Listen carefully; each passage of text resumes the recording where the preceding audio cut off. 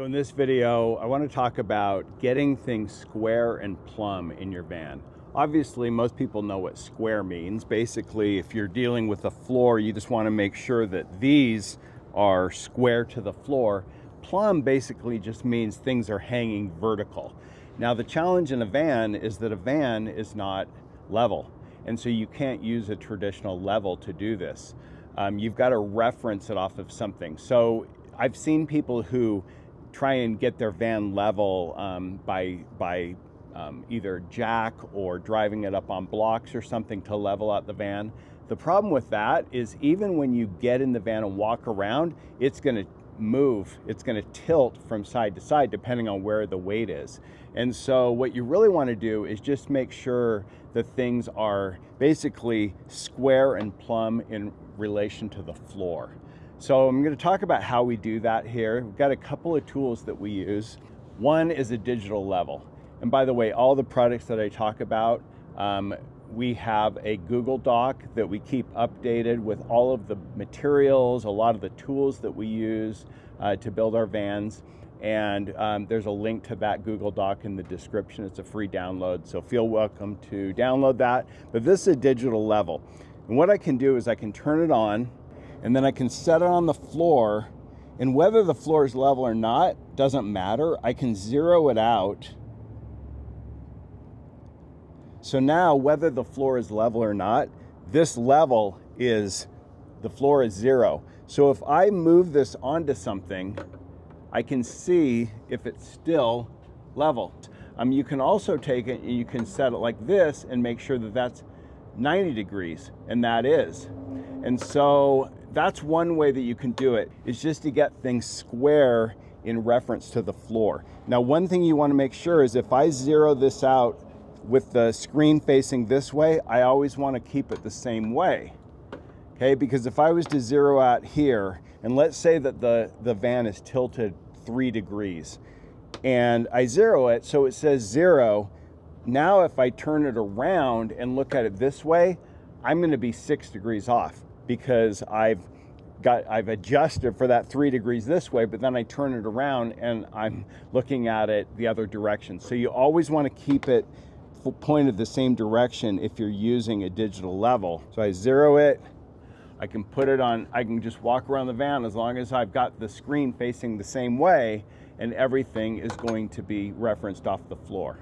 The next thing is just a square. And one thing, when you're attaching your cabinetry to the van, especially if it's extruded aluminum, but this is true even for wood, your walls of the van, especially in a Sprinter, are not going to be square. There's taper in the van from top to bottom. There also is some taper towards the back of the van. So if you just push your cabinetry up against the van and screw it into the wall, it's going to pull it out of square. So here's the way that we do it. So what we do is, the first thing is we find the center of the van. There's a little plastic piece on a Sprinter right here, and that is the center of the van. And then in the front, if you lift up the mat, there's in the metal stamping on the floor, there's kind of a V, and the point of that V is also the center. So what we do is we take a chalk line, a string, and we stretch it from that point of that V back over this, and we strike a line down the center. So that way we know the center, because if you're measuring off the walls and you were to measure, let's just say 16 inches out here and 16 inches out here, it's not necessarily going to be running parallel to the van.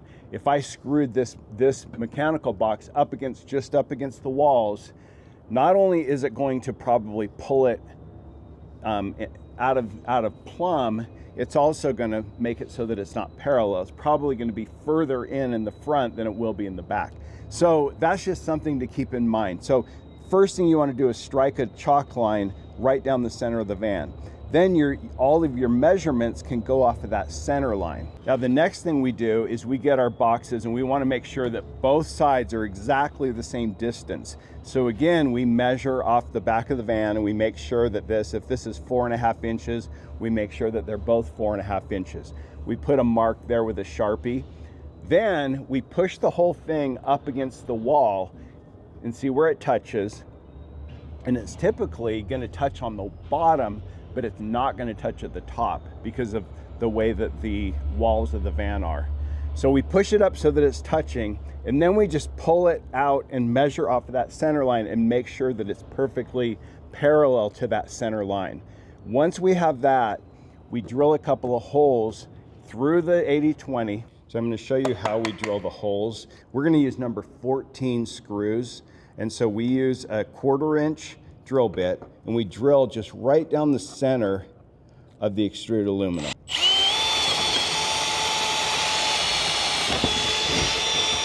So once we drilled all the way through with that 1/4 inch bit, then we take one of these step bits. And again, I'll link to all of this in the description. We take this step bit, we drill and bore out the hole. And what I'm going to use here is a number 14 2-inch flathead screw. So if you can see, that bevel on that is going to fit perfectly into this. You can see there what I just made, and you can see that it fits in there just perfectly. So that's a 2-inch screw. That's going to screw through our floor, through our subfloor, and down into the sheet metal of the van. Then once we get all of these screws in, we go underneath the van and we spray it with undercoat protectant. Okay, so now that we've got this all positioned up against the wall, squared up or parallel to the line, then we're going to drill some holes, and we just want to make sure, go underneath the van first, make sure you're clear, but these are only going to poke through maybe a 1/4 to a 1/2 inch, so you don't have too much concern about that. We drill, once we have the holes drilled through the extruded aluminum, then we drill a pilot hole all the way through the sheet metal of the van with a smaller bit, maybe an 1/8 inch or a little bit larger than that. Then we just drill that screw all the way through so it goes through the extruded aluminum and down into the sheet metal of the van. Now, depending on the thickness of your subfloor, you may need to use a 2.5 inch, 3 inch. When we're using a 1 inch pink foam, or if you're doing some kind of furring strips and a Havelock wool or a Thinsulate in your floor, you may have to use longer screws. So just test out some screws and figure out what it's going to take to go all the way into the sheet metal. You want these into the sheet metal to be sure they're really secure. Then we do like 3 of these along the bottom, and ideally you want them out towards this side, because what we want to do is we want to attach the front part of the box to the floor and then the upper part to the wall. And if we have it attached at the bottom and up near the top, it's going to be rock solid. So now the next thing that we do is we put a square on this, and I could use the digital level as well and just make sure that I zero it out and then put it on here and make sure that it's about that's right on. But I find that the square works great. Then I got this touching at the bottom, but there's a gap at the top. So what we do is we make up some 1 inch by 1 inch spacers on a 3D printer. Now, you don't have to do this. Before we had a 3D printer, we just used composite shims and put those back there, but these are really nice if you do have a 3D printer. And then we have different sizes. There's a 1/2 inch, there's a 1/4, an 1/8 of an inch, there's a 1/16 of an inch, and we just put these behind and see what fits. Yep, and that fits just right. I'm actually gonna use, it's gonna be 3/16. So that's what this ends up being. So I'm just gonna put that behind, and then I can screw this directly into the wall. I'm gonna keep my square there just to make sure that it doesn't pull it out of square. And there I go. And I'm gonna just put those screws in with the spacers front and back. And now this thing is attached to the van and it's not going anywhere. So if you're interested in these little spacers, we do have these available on our website, and there's a link in the description. And you'll get an assortment of them from a 16 inch up to a 1/2 inch. And that should cover pretty much any gap that you need to fill. So like I said, you can use some kind of a composite shim, but if you want to use these, you can get them on our website.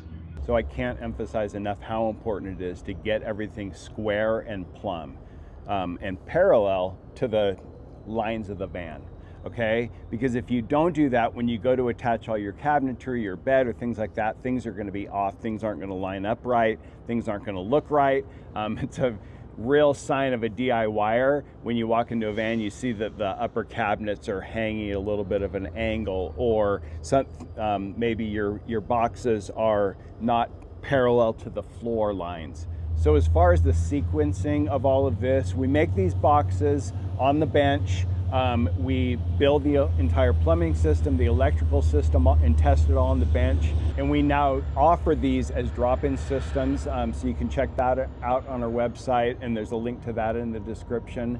We also have a document, a template that you can download that has our van build sequence, because it is important the order that you do things. For example, on these mechanical boxes, we put these in, but we don't attach them to the walls and the floor until we're absolutely sure that they're not going anywhere and that we don't need to take them out anymore. So it's usually in the last third of the build that we do that. So we attach those. Then once we have those attached, then we put our floor in. We bring our floor up right up to these mechanical boxes. So the boxes are not sitting on the floor is butted up to it. And then we'll just put our side panels on here and they'll come right down to the floor. So if you want to check out that van build sequence template, there's a link to that in the description as well. So hopefully this video helps you if you're doing your own van build to get things just tight and straight and square and plumb. I can't emphasize enough how important that is. And we've got tons of videos on the channel about van building, DIY helps and tips, van tour videos, products that we love that we've tested. So if you'd like to see more, you can tap the screen or click in the description. Please consider subscribing and be sure to smash that like button. And we'll see you in the next video. Jeff with Thrive Vans, Thrive On. See ya. Before we had a 3D printer, we